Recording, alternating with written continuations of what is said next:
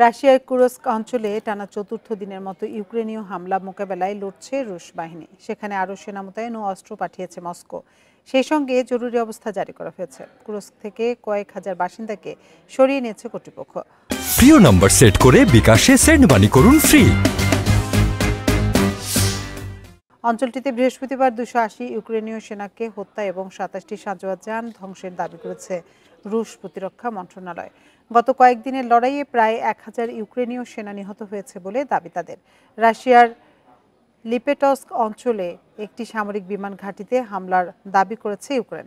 এদিকে ইউক্রেনের কোস্তিয়ানতিনিভকা শহরে রুশ হামলায় অন্তত 10 জন নিহত হয়েছে বলে জানিয়েছে কিয়েভ।